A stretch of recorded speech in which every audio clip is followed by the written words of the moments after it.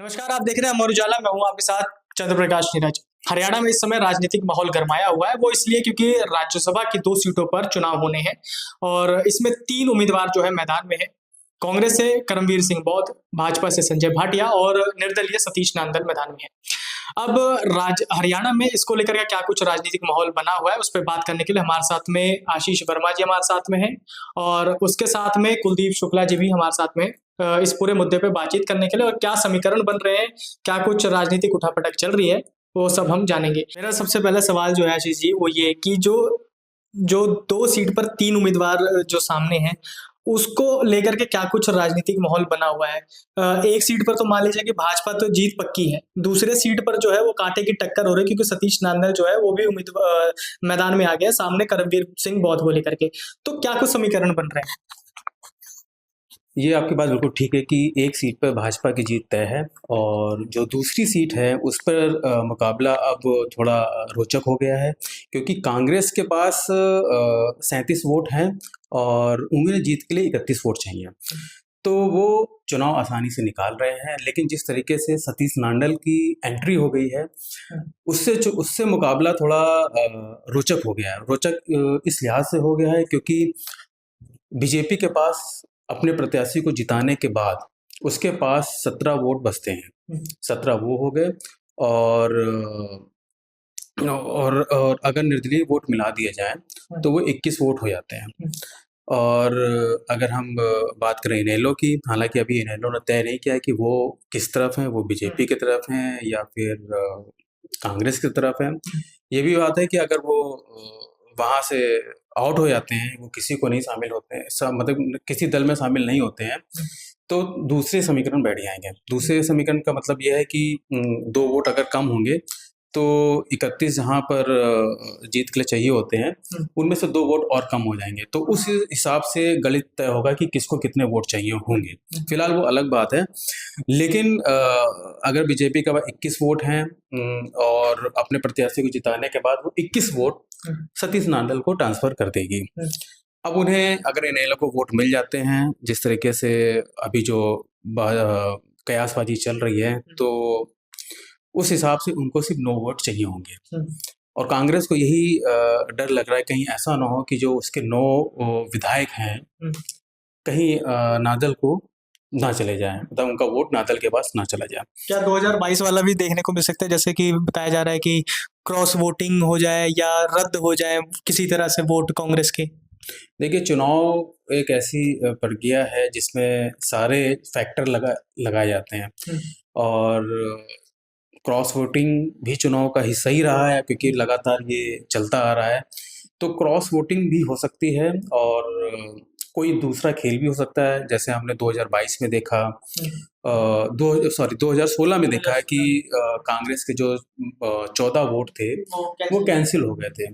उसमें एक तकनीकी मामला आ गया था। तो ये सारी चीज़ें फैक्टर काम करते हैं क्योंकि जिन 2 सीटों पर चुनाव हो रहा है, इन दोनों सीटें बीजेपी के पास ही, तो बीजेपी पूरी कोशिश करेगी कि ये दोनों सीटें उसके पास रहे। तो इसलिए वो सारी रणनीति तैयार कर रही है और अगर बीजेपी दोनों सीट जीतती है तो मुख्यमंत्री नायब सिंह सैनी का जो कद है वो हाईकमान में और ऊपर चला जाएगा। बात करते हैं अब हम कुलदीप शुक्ला जी से। कुलदीप जी, इनेलो का क्या स्टैंड है? जैसा कि कह रहे हैं कि अभी तो उन्होंने कुछ तय नहीं किया है कि किधर को जाएंगे, लेकिन पर हुड्डा का जिस तरह से बयान आ रहा था कि अगर अभी अभय चौटाला सीधे तौर पे स्पष्ट नहीं कर देते हैं कि वो उसमें नहीं उतरेंगे तो साफ हो जाएगा। अगर आती है और कहीं अगर कांग्रेस हारती है और भाजपा की जीत होती है तो पता लग जाए कहीं ना कहीं ये भाजपा की बी टीम है। ये पूरा बयानबाजी भी चल रहा है, इसको आप किस तरह से देखते हैं? इनेलो का अभी राज्यसभा जो चुनाव प्रस्तावित है 16 तारीख को, तो इसमें इनेलो का अभी कुछ भी क्लियर इनेलो की तरफ से नहीं किया गया है कि वो वोट भी करेंगे या नहीं करेंगे और अगर करेंगे तो किसकी तरफ करेंगे, क्योंकि जैसे आशीष जी ने बताया अभी कि मैदान में 3 प्रत्याशी उतर गए हैं तो मामला भी काफ़ी रोचक बन गया है। और इसको लेके हुड्डा की तरफ से, जो भूपेंद्र हुड्डा है, पूर्व मुख्यमंत्री और नेता प्रतिपक्ष भी हैं, उनकी तरफ से, और जो राव नरेंद्र हैं, प्रदेश अध्यक्ष हैं वो कांग्रेस के, दोनों की तरफ से ये गंभीर आरोप भी लगाए जा चुके हैं इनेलो पे कि अगर इनेलो भाजपा की तरफ जाती है और भाजपा की तरफ वोट करती है तो जो पहले से आरोप लगाए जाते आ रहे हैं इनेलो पे कांग्रेस की तरफ से कि वो बी टीम है भाजपा की, वो सिद्ध हो जाएगा, वो साबित हो जाएगा। हालांकि अभी इनेलो की तरफ से ये स्पष्ट ही नहीं किया गया है कि वो इस वोटिंग में हिस्सा भी लेंगे या नहीं लेंगे, उनकी दो फुटे हैं। तो कुलदीप जी, कांग्रेस क्रॉस वोटिंग को रोकने के लिए क्या कुछ रणनीति अपना रही है?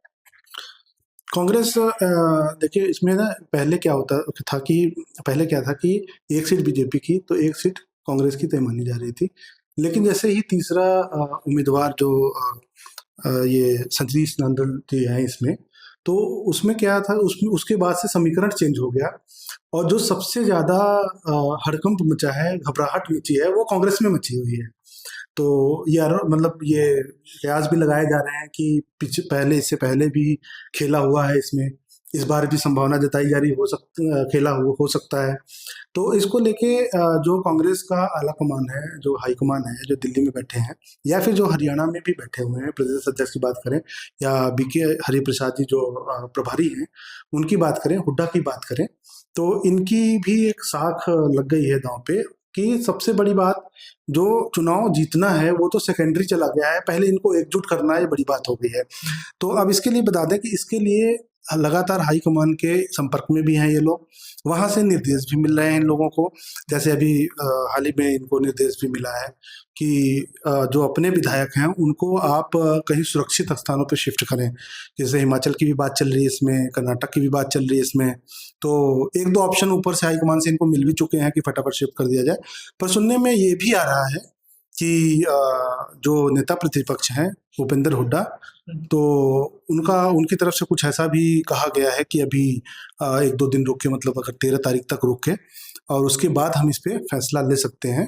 कोई जल्दबाजी या घबराहट की बात नहीं है फिलहाल, लेकिन कांग्रेस के जो इंटरनल अगर हम बात करें तो काफी हड़कंप मचा हुआ है इसको लेके कि कहीं कांग्रेस के विधायक खिसक न जाए। और इसी मुद्दे पे अगर हम बात करें तो हालांकि अभी जो सीएम है, मुख्यमंत्री हैं हमारे नायब सिंह सैनी, वो 2 दिन पहले ही सिरसा में गए। सिरसा में कार्यक्रम में जाने के बाद वो वहाँ पे कांग्रेस के जो विधायक हैं गोकुल सेतिया, उनके घर पे भी पहुंचे। तो इसके बाद से काफ़ी तेज हो गई कयासबाजी। हालांकि गोकुल सेतिया ने बड़ा स्पष्ट किया कि उनके छोटे भाई के कुछ समारोह थे, रिलेटेड समारोह थे, उसमें मुख्यमंत्री पहुंचे हैं, लेकिन वो उनका एक बयान एक तरफ है और जो राजनीतिक गलियारों में कयास लगाया जा रहा है वो एक तरफ हो गया है। आशीष जी की तरफ चलते हैं। आशीष जी, जैसे कि अब भाजपा की तरफ से जो हर्ष जो सांघवी हैं उनको लगाया गया है हरियाणा के राज्यसभा चुनाव के लिए कि वो पूरा इस पे नजर रखें और चुनाव सही तरह से हो जाए उसको सुनिश्चित करें। ये पूरा क्या राजनीतिक माहौल चल रहा है हरियाणा में हर्ष सांघवी के आने के बाद में? हर्ष सांघवी बहुत युवा नेता हैं और गुजरात के सूरत से आते हैं और उनका अगर आप देखेंगे पोर्टफोलियो बहुत बड़ा है। नागरिक उड्डयन मंत्रालय भी इनके पास है, डिप्टी सीएम है गुजरात के और होम मिनिस्ट्री भी देख रहे हैं। तो अमित शाह के बड़े करीबी हैं और कुशल रणनीतिकार भी माने जाते हैं। तो उनके आने का संकेत ही यही है कि जो बीजेपी है वो दोनों सीट पर बीजेपी की दोनों सीटों पर निगाह है और किसी भी कीमत पर वो दूसरी सीट छोड़ना नहीं चाहती है। हर्ष सांघवी चंडीगढ़ पहुंच चुके हैं, कल रात में वो यहाँ पर आ गए थे, कई नेताओं के साथ उन्होंने बैठक भी की है, तो उन्होंने तो अपनी बैटिंग शुरू कर दी है। अब देखना ये होगा कि 16 मार्च तक वो कांग्रेस के कितने विकेट गिरा सकते हैं। लोकसभा चुनाव को लेकर के जो देश सीटों पर क्या कुछ समीकरण बन रहे हैं वो भी हम बात कर लेते हैं। बताइए आशीष जी कि ये पूरा जो राजनीतिक समीकरण है और सीटों का जो गणित है वो क्या है? तो हरियाणा में कुल 90 वोट हैं और जिसमें बीजेपी के 48 एमएलए हैं, कांग्रेस के 37 हैं विधायक हैं, 2 इनेलो के हैं और 3 इंडिपेंडेंट एमएलए हैं। तो जीत के लिए 31 वोट चाहिए और अगर क्रॉस वोटिंग नहीं होती है तो एक बीजेपी के पास सीट आएगी और एक कांग्रेस के पास। लेकिन बीजेपी कि अगर 37 वोट एक तरफ 31 वोट एक तरफ जाते हैं तो उसके पास जो वोट बच रहे हैं उसी में खेल होना है। तो इसलिए क्रॉस वोटिंग का जो एक डर है या तोड़फोड़ का जो डर सता रहा है, उसको लेके कांग्रेस बहुत अलर्ट है और कांग्रेस पूरी कोशिश कर रही है, मैसेज भी दे रही है कि हमारे सारे विधायक एकजुट हैं। लेकिन ये राजनीति जो है संभावनाओं का खेल कहा जाता है, कभी भी किसी भी वक्त कुछ भी हो सकता है। इसलिए दोनों दल जो हैं वो बहुत अलर्ट हैं और 16 तक इंतजार करते हैं, देखते हैं क्या होता है। राजनीति किस तरफ जाती है हरियाणा के राज्यसभा चुनाव में, और क्या कुछ कौन बाजी मारता है? क्या कांग्रेस अपना सीट निकाल पाएगी? भाजपा के तो एक सीट पक्की है, लेकिन पर सतीश नांदल की एंट्री के बाद से पूरा जो ये सियासी समीकरण है वो बदलता हुआ नजर आ रहा है। हर्ष सांघवी की भी एंट्री हो चुकी है। पूरी तरह से भाजपा कहीं ना कहीं चाहती है कि दूसरी सीट भी भाजपा के खेमे में आए, लेकिन पर अब चुनाव और चुनाव के बाद जो नतीजे आएंगे उससे ही स्पष्ट तौर पर साफ हो पाएगा कि हरियाणा का राज्यसभा में किंग कौन बन पाया है। देखते रहिए अमर उजाला, तब तक के लिए नमस्कार। आपके राज्य की खबरें, आपके शहर की खबरें सबसे पहले जानने के लिए देखते रहें अमर उजाला। चैनल को सब्सक्राइब जरूर कर लें और पाएं हर अपडेट।